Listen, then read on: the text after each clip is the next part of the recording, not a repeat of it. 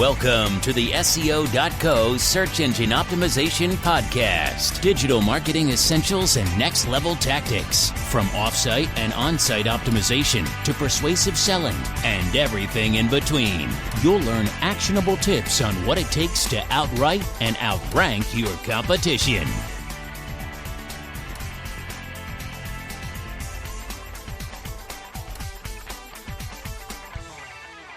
Welcome back to another episode of the SEO.co podcast. Today, we're continuing the series SEO for Startups. So let's talk about connecting with journalists. Early on, while you're still building your foundation, it's a good idea to strike up relationships with journalists that you feel might be relevant to your brand. A major factor for success in the media exposure world is the strength and reach of your connections. So the sooner you initiate these connections, the better. There are plenty of places to look for journalists, some of which are more obvious than others. You can generally find their contact info on their respective publishers' sites, but a better way to find them is to meet them through social networking sites or in-person networking events. You can even find them in journalist-specific meetups. They likely receive an overwhelming number of queries through their professional emails, so you'll stand out more if you meet them in person. You don't have to do anything special when starting a connection. Simply introduce yourself, ask them about their position and about their work, and leave the door open for future interactions.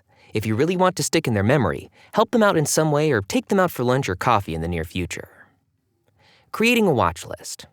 In addition to hunting down some journalists, you'll also want to create a kind of watch list for news sources and publishers who may wish to publish content related to your brand in the future. This will make things much easier when it comes time to shop around a potential story. You don't need anything fancy here. A simple spreadsheet will do. There are 4 things that you'll want to record in addition to any special notes you might have. First, a title. The title or URL of the publisher is a must for obvious reasons. Secondly, niche. Take note of the niche the publisher occupies. This will help you filter your pitches in the future. For example, let's say SMB Sam is remodeling his entire coffee house.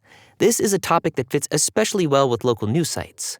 But let's say instead he's experimenting with a new blend of coffee. This would fit better with coffee specialists. Understanding the niche of each publisher will help you pitch more appropriately and increase the likelihood of your stories getting in front of the right audiences. Thirdly, authority. You'll also want to note the relative authority of each publisher. Consider using a domain authority checker here. The higher the authority of the site, the more value you'll get from being featured there, but the harder it's going to be. I recommend you eventually sort your spreadsheet based on authority. When you first start out, you'll be circling the bottom of the list, but you'll gradually climb your way upward to the more valuable publishing opportunities. And finally, relationship. You may also want to take note of any special relationships you might have with the publisher, such as a journalist you can contact or a method of engagement or submission that is of particular importance. If you're submitting your own work, editorial guidelines will also be helpful. This will become increasingly necessary as you engage with more publishers. Now let's talk about leveraging the power of influencers. Finally, you'll want to start tapping into the power of influencers if you can.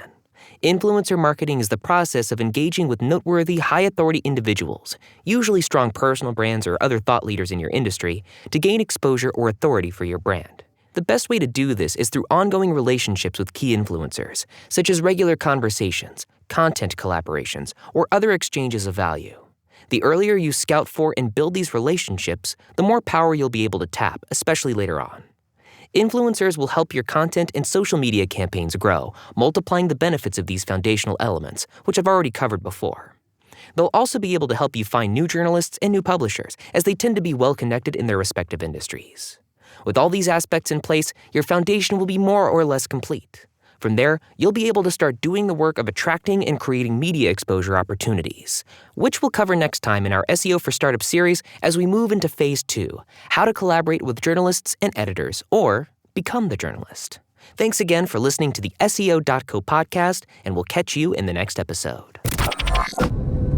Thank you for joining us on the SEO.co podcast. We appreciate your time. Be sure to rate, review, and subscribe to the show and visit SEO.co for more resources based on today's topic, as well as access to more podcast episodes to help you improve your site's long-term SEO success.